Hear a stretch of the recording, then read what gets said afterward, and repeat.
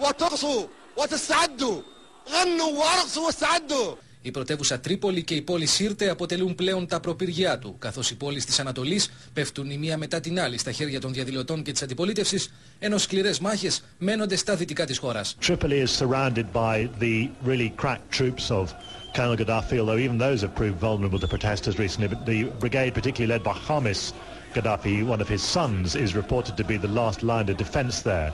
Στη Βεγγάζη οι εξεγερμένοι πανηγυρίζουν πάνω σε άρματα μάχης που έχουν επανδρώσει οι διαδηλωτές. Όμως το τίμημα για τη νίκη τους πολύ βαρύ, με τα νοσοκομεία της πόλης να έχουν γεμίσει με βαριά τραυματισμένους και νεκρούς. Φρίκη προκαλούν οι αποκαλύψεις για άγριες σφαγές από μισθοφόρους και εμψυχροεκτελέσεις τραυματισμένων διαδηλωτών μέσα σε νοσοκομεία της Τρίπολης. They are inhuman. They are going into people's homes, killing them at random, raping women and not differentiating between anyone. Βίντεο εμφανίζει διαδηλωτές να έχουν συλλάβει έναν άνδρα ντυμένο με στρατιωτική στολή που, όπως δηλώνει, είναι μισθοφόρος από την αφρικανική χώρα του Τσάντ και πληρώθηκε για να σκοτώσει υποστηρικτές της αντιπολίτευσης. What seems to have happened here was a fierce battle between the local people and North African mercenaries sent by Gaddafi to defend this very important airbase. The battle was lost by the mercenaries. Οι εικόνες των νεκρών διαδηλωτών συγκλονίζουν τη διεθνή κοινή γνώμη. Την ώρα που ο ίδιος ο Καντάφη σε τηλεφωνική του παρέμβαση στην κρατική τηλεόραση δήλωνε πως έπαθαν αυτό που τους άξιζε, καθώς είναι τρομοκράτες που στηρίζουν την Αλ-Κάιντα. The demands come from Bin Laden. You as Zawiya people are substituting the popular and Jamahiriya system with Bin Laden. Bin Laden cells have been operating here for months. Σε μια προσπάθεια να κρατηθεί στην εξουσία, το καθεστώς Καντάφη διέταξε την μαζική διανομή χρημάτων με τη μορφή αύξηση μισθών και επιδομάτων για αγορά τροφίμων. Ενώ την ίδια ώρα ο γιος του Λίβιου ηγέτη σε συνέντευξή του στο τουρκικό CNN δήλωνε πως δεν σκοπεύουν να καταστρέψουν τις πετρελαιοπηγές και δείχνει αποφασισμένος να πεθάνει μαζί με την οικογένειά του ως μάρτυρες. Petrolü asla yok etmeyiz. We have plan A, plan B, plan C. A, B, C planlarımız var. A planımız Libya'da yaşamak ve ölmek. B planımız... Η Δύση φαίνεται να συγκροτεί κοινό μέτωπο απέναντι στον Καντάφη. Το Συμβούλιο Ασφαλείας των ΗΠΑ εξετάζει τα ενδεχόμενα για συνολικό εμπάρκο όπλων και κυρώσεων στη Λιβύη, καθώς και την δίωξη στο Διεθνές Ποινικό Δικαστήριο μελών της Λιβικής ηγεσίας για εγκλήματα κατά της ανθρωπότητας. Ενώ την ίδια ώρα και οι Υπουργοί Άμυνας της Ευρωπαϊκής Ένωσης εξετάζουν την πρόταση για επιβολή ζώνης αεροπορικού αποκλεισμού. Στα σύνορα της Λιβύης με την Τινησία βρίσκεται ο απεσταλμένος του Άλτερ Γιώργος Φιλιππάκης, ο οποίος θα μας δώσει τώρα όλες τις τελευταίες πληροφορίες για την κατάσταση στην περιοχή. Γιώργο, σε ακούμε από την Αθήνα.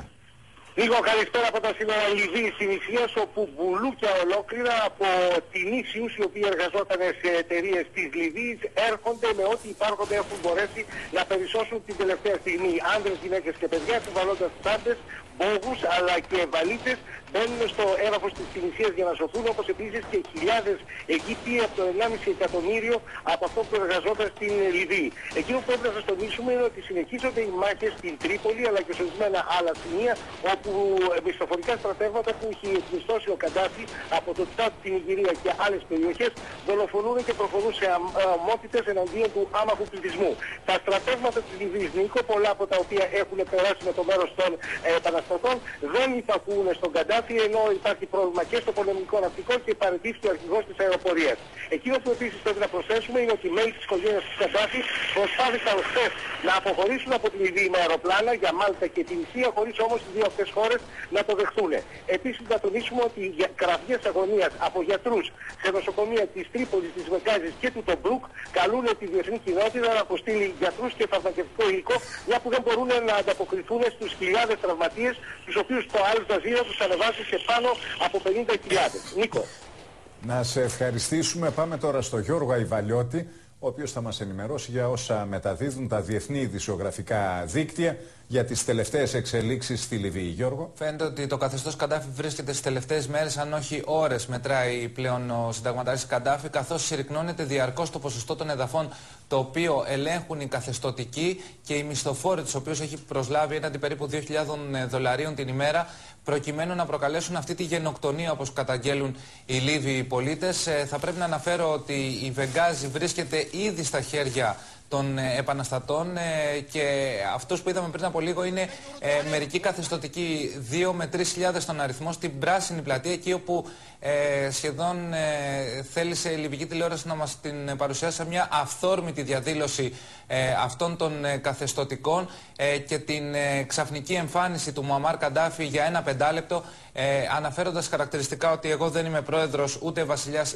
ούτε πρωθυπουργός, είμαι ο Μουαμάρ Καντάφη, ο ηγέτης της Επανάστασης, η οποία συνεχίζεται ακόμα. Τώρα θα πρέπει να πω ότι παρά το γεγονός ότι το ΝΑΤΟ αρνείται κατηγορηματικά οποιαδήποτε εμπλοκή στα τεκτενόμενα της Λιβύης, υπάρχουν κάποιες αναφορές ότι Αμερικανοί, Βρετανοί και Γάλλοι στρατιωτικοί σύμβουλοι βρίσκονται στα ανατολικά της χώρας, προσπαθούν να διδάξουν την τεχνογνωσία τους και την εμπειρία τους στον ανταρτοπόλεμο, προκειμένου να δείξουν σε εκείνους που κατέχουν τα όπλα, στους επαναστάτες που κατέχουν τα όπλα, τα οποία έχουν παρατήσει οι Λίβοι στρατιώτες, πώς να τα χρησιμοποιήσουν και να δημιουργήσουν μια ζώνη ασφαλείας, προκειμένου στη συνέχεια, και αν αυτό κριθεί σκόπιμο, να υπάρξει η ανάπτυξη ξένων δυνάμεων, προκειμένου να ανατραπεί ο Μουαμάρ Καντάφη. Ταυτόχρονα συρρυκνώνεται και το ποσοστό εδαφών από την δυτική πλευρά της Λιβύης, εκεί που μέχρι πρότινος ήλεγχε την κατάσταση πλήρως ο Μουαμάρ Καντάφη. Δεν ελέγχει ο συνταγματάρχης Καντάφη ούτε την πολεμική αεροπορία, που αποτελούσε και το βαρύ όπλο σε αυτήν την προσπάθεια να ανασυντάξει τις δυνάμεις του, καθώς ούτε οι ανώτατοι αξιωματικοί αλλά ούτε και οι πιλότοι υπακούν πλέον στις εντολές του. Να σε ευχαριστήσουμε. Τώρα, δυσμενές κλίμα και στις διεθνείς αγορές προκαλούν οι εξελίξεις στη Λιβύη, με άμεση επίπτωση την κατακόρυφη άνοδο των τιμών του πετρελαίου. Πάμε στο Χρήστο Κόνστα να μας πει περισσότερα. Το τελευταίο πράγμα που χρειαζόμαστε αυτή τη στιγμή είναι μια πετρελαϊκή κρίση, αμέσως μετά τη χειρότερη χρηματοπιστωτική κρίση που πέρασε ο πλανήτης τα τελευταία 2 χρόνια. Και φαίνεται ότι έχουμε μια πραγματικά πετρελαϊκή κρίση. Γιατί